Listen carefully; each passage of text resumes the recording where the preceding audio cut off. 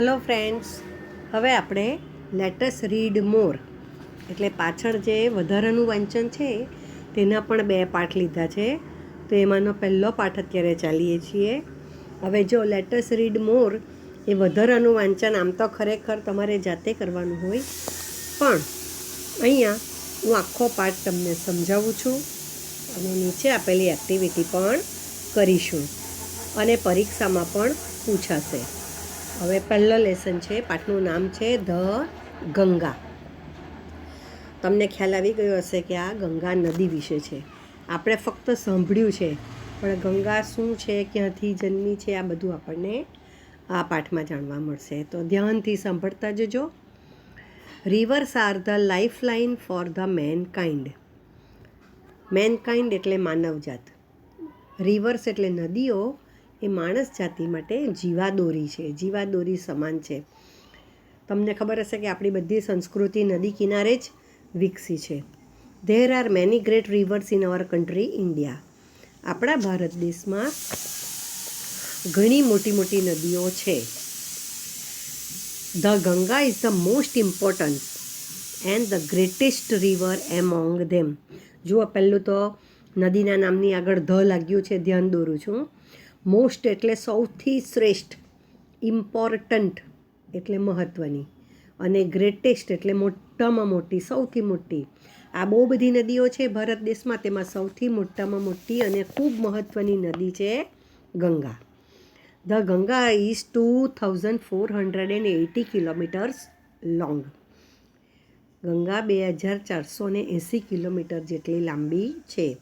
The source એટલે મૂળ, સ્ત્રોત અથવા તો જ્યાંથી નીકળે છે તે ઉદ્ગમ સ્થાન of the Ganga is in the Himalayan mountains.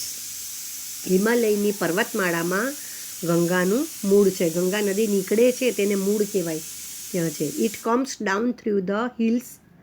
તે પર્વતોમાંથી, ડાઉન એટલે નીચેની તરફ. જુઓ, પર્વતમાંથી નીકળતી નદીઓ હંમેશા નીચેની તરફ વહે છે. થ્રુ ધ હિલ્સ આવે છે એન્ડ ફ્લોઝ ઇન્ટુ ધ બે ઓફ બેંગાલ. બે ઓફ બેંગાલ એટલે બંગાળની ખાડી. તમે નકશો જોશો તો ખ્યાલ આવશે. અને બંગાળની ખાડીને વહી જાય છે, મળે છે. The Ganga is a Holi river. Holi એટલે પવિત્ર. હિન્દુ ધર્મમાં ગંગા નદીને ખૂબ પવિત્ર કહેવામાં આવી છે. તો ગંગા પવિત્ર નદી છે. There are many stories of how the river Ganga કેમ ડાઉન ટુ ધ અર્થ. આ ગંગા નદી પૃથ્વી ઉપર કેવી રીતે આવી તેને માટેની ઘણી વાર્તાઓ છે. Would you like to know one of them? શું તમારે તેમાંની એક વાર્તા જાણવાની મન છે, ઈચ્છા છે તમારી? Long ago. જો મોટે ભાગે વાર્તાની શરૂઆત આવી રહી છે. એગો એટલે પહેલાં, લોંગ એટલે ઘણો વખત પહેલાં. There was a king. એક રાજા હતો. His name was Sagar. તેનું નામ સગર હતું. સ્પેલિંગમાં સાગર લખાય છે, પણ વાર્તામાં સગર પણ બોલાય છે. હી હેડ અ બ્યુટિફુલ હોર્સ. તેની પાસે એક સુંદર ઘોડો હતો. He wanted to give his horse as a present to the gods. તે આ ઘોડો દેવોને ભેટ તરીકે આપવા માંગતો હતો, પ્રેઝન્ટ કરવા માંગતો હતો. વન ડે, એક દિવસ, અ થીફ એટલે ચોર, ટૂક અવે લઈ ગયો. શું? The horse. એક દિવસ ચોર આ ઘોડાને ચોરી ગયો. The king was very unhappy. તો રાજા ખૂબ નિરાશ થયો, દુઃખી થયો. હી સેન્ટ એ સેન્ડનું ભૂતકાળ છે. સેન્ટ એટલે મોકલ્યા. ઓલ હિઝ સન્સ, તેના બધા જ દીકરાઓને. ટુ સર્ચ એટલે શોધવા માટે. ફોર ઇટ, ઘોડાને શોધવા માટે સગર રાજાએ એના બધા દીકરાઓને મોકલ્યા. But he asked one of his Sons named Bhagirath to stay with him. તેણે ઘણા બધા દીકરાઓમાંથી એક ભગીરથ નામના દીકરાને પોતાની સાથે, સ્ટે એટલે રોકાવવું, રોકાવા માટે કહ્યું. Sagar's sons searched the horse all over the land. સગરના દીકરાઓએ એણે ધરતી પર બધે જ ઘોડાને શોધ્યો. ઓલ ઓવર ધ લેન્ડ એટલે પૃથ્વી પર જેટલી જમીન હતી ત્યાં બધે જ શોધી કાઢ્યો. બટ પણ they could not find it anywhere. Anywhere એટલે ક્યાંક પણ તેઓને તે ક્યાંય પણ મળ્યો નહીં. આખી પૃથ્વી પર જમીન પર શોધ્યો પણ મળ્યો નહીં. So they decided to search it inside the earth. Decided એટલે નક્કી કર્યું. તેથી એમણે શું નક્કી કર્યું? ઇનસાઇડ એટલે અંદરની બાજુ, અર્થ એટલે પૃથ્વી, એટલે પૃથ્વીની નીચેની તરફ, અંદરની બાજુ, કે આખી પૃથ્વી ઉપર તો નથી, ઉપર નથી, તો હવે આપણે ઘોડાને નીચે શોધીએ. ધે ડગ. ડગ શબ્દ ડીગનું ભૂતકાળ છે. ડીગ એટલે ખોદવું, ડગ એટલે ખોદ્યું. A deep deep hole. Deep એટલે ઊંડા ઊંડા, હોલ એટલે કાણું, ખાડો. એટ લાસ્ટ, અને છેવટે, they came to a great C. અને છેક ખોદતા ખોદતા ગયા તો એક મોટો સમુદ્ર આવ્યો. ધેર, ત્યાં, they so a very old man. ત્યાં તેઓએ ખૂબ ઘરડા માણસને જોયો. Sagar Sons disturb that old man. તો સગરના દીકરાઓએ પેલા વૃદ્ધ માણસને ખલેલ પહોંચાડી, ડિસ્ટર્બ કર્યો.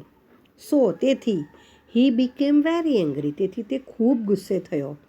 હી became so angry that he burnt Sagar's all sons to ashes. Ash એટલે રાખ. He became very angry. તે એટલો બધો ગુસ્સે થયો ધેટ કે હી બર્ન્ટ. બર્ન એટલે સળગાવવું. અહીંયા બર્ન્ટ એટલે સળગાવી નાખ્યા, બાળી નાખ્યા. સગર્સ ઓલ સન્સ, એણે બધા જ દીકરાઓને.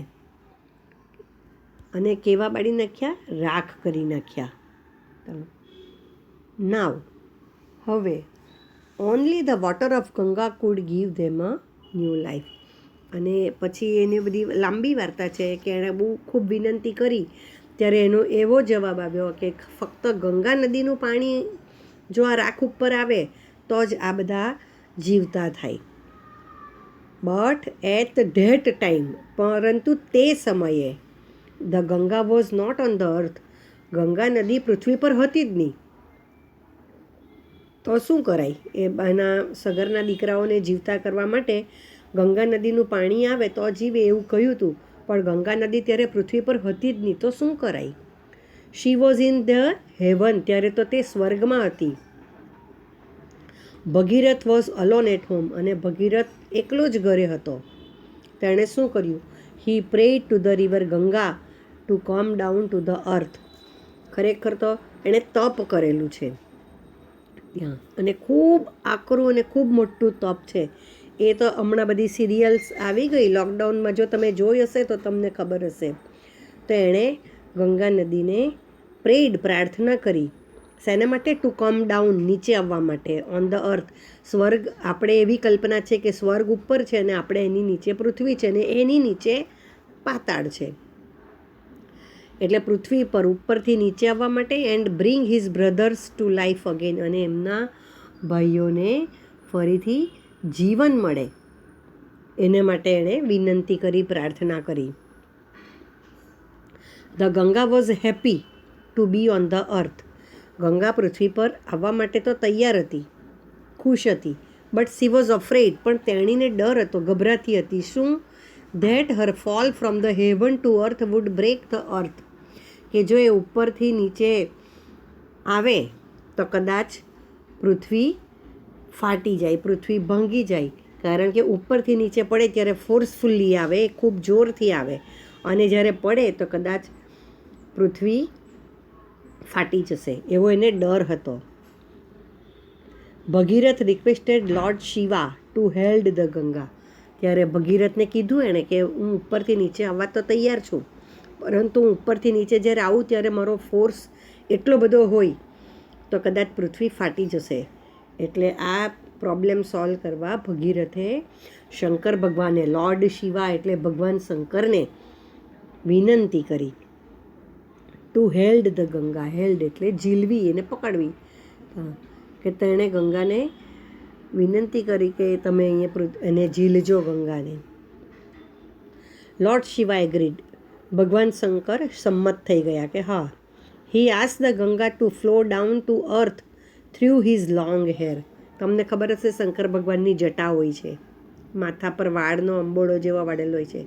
તો શંકર ભગવાન એ માટે તૈયાર થયા કે ગંગા ઉપરથી જ્યારે નીચે આવે ત્યારે પહેલાં ભગવાન શંકરની જટામાં પડે અને પછી તેમાંથી વહેતી વહેતી પૃથ્વી ઉપર જાય. એટલે પૃથ્વી ઉપર સરળતાથી વહી શકે. મિત્રો, તમે કેલેન્ડરમાં કે કશે ફોટા જોયા હશે તો ઉપરથી પાણીની ધાર નીકળતી ગંગાની જોવા મળતી હશે. તમને ખ્યાલ આવ્યો હોય કેમ હોય છે તે છે આ. એટલે એના લાંબા વાળમાંથી, એની જટામાંથી ગંગાને વહેવાનું કર્યું. ઇન ધીસ વે, એટલે આ રીતે, આ પ્રમાણે, the Ganga could come down gently to the earth, અને આ રીતે એ પૃથ્વી ઉપર જેન્ટલી એટલે નરમાસથી, હળવાશથી વહી શકે. The Ganga flowed over the ash of Sagar's sons, અને પછી આ રીતે ગંગા પૃથ્વી પર સગરના દીકરાઓની રાખ ઉપરથી વહી. And they all came to life again, અને પછી તે બધા જીવિત થઈ ગયા.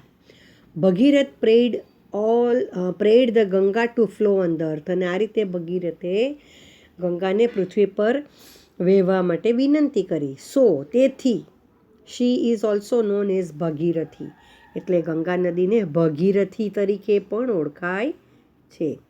નીચે એક્સરસાઇઝ છે મિત્રો, જોતા જઈએ. ધ ગંગાસ સોર્સ ઇઝ, એટલે ગંગાનું મૂળ ક્યાં છે? The Ganga's source is high up in the Himalayan mountains. બીજું, the angry old man burnt, એટલે વૃદ્ધ માણસે બાળી નાખ્યા કોને? All the sons except Bhagirath. Except એટલે સિવાય, ભગીરથ સિવાયના બધા દીકરાઓને. ઓલ ધ કિંગ સન્સ, બધા દીકરાને કે ભગીરથને? તો એમાં પણ જવાબ એ છે. All the sons, king sons except Bhagirath. ત્રીજું, કિંગ સાગર સેન્ટ ખાલી જગ્યા to look for his horse. સગરે કોને ઘોડાને શોધવા માટે મોકલ્યા હતા? તો B, all his sons except Bhagirath. ચોથું, at the end of the story the Ganga was a river only in the heaven, only on the earth, કે on the earth as well as in the heaven? તો જવાબ છે only on the અર્થ, પૃથ્વી ઉપર. અને give another name of river Ganga. Another એટલે બીજું, તો ગંગા નદીનું બીજું નામ આપો. તો જવાબ છે ધ ભગીરથી. તો આ રીતની ઘણી વાર્તાઓમાંની એક વાર્તા છે. હવે આપણે નેક્સ્ટ સેશનમાં આર્ટ ઓફ વ્હાઇટ વોશિંગ બીજો લેસન જોઈશું.